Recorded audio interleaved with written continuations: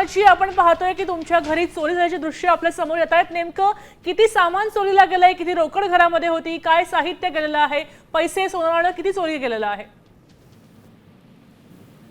त्यामध्ये माझ्या रूम मधलं जे आहे ते 35,000 रुपये आणि 4 सोन्याच्या अंगठ्या होत्या 5-5 ग्रॅमच्या, म्हणजे 2 तोळे।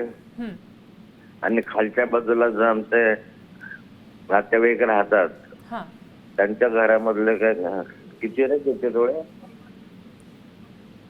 5 तोळे त्याच्यामधले खाली गेले आणि आमच्यावरचे 2 तोळे, असे 7 तोळे सोनं गेलं आणि 35,000 रुपये। बरं, काही दिवसांपूर्वी तुमच्या सोन्याच्या पेट्रोल पंपावरही दरोडा पडला होता असं आपल्याला कळतंय, तेव्हा इथे सुरक्षेचा वगैरे कसा प्रश्न आहे? मी वारंवार सांगितलं की जळगाव जिल्ह्यामधले कायदा सुव्यवस्था इतके बिघडलेले आहे, सगळे 2 नंबरचे धंदे वाढलेले आहेत, चोर मोकाट फिरताय। पोलिसांना म्हणजे नुसतं यावं, मी मागच्या वेळेस म्हटलं होतं की पोलिसांना फक्त हप्ते घेण्यामध्ये रस आहे, सुरक्षेमध्ये काही रस नाहीये। एकंदरीत या माझी स्थिती नाहीये, पण अलीकडच्या कालखंडामध्ये इतक्या मोठ्या प्रमाणावर चोऱ्या दरोडे झाले की पोलिसांचा धाक राहिलेला नाही।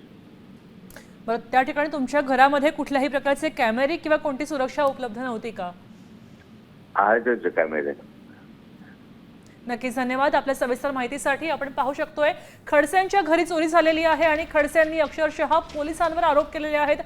पोलिसांचा वचक राहिलेला नाही, जळगावमध्ये चोऱ्यांचं प्रमाण वाढलेलं आहे असं त्यांनी म्हटलेलं आहे। आता isakal.com आहे देशातील नंबर 1 ची मराठी न्यूज वेबसाईट। प्रत्येक अपडेटसाठी isakal.com ला नक्की भेट द्या।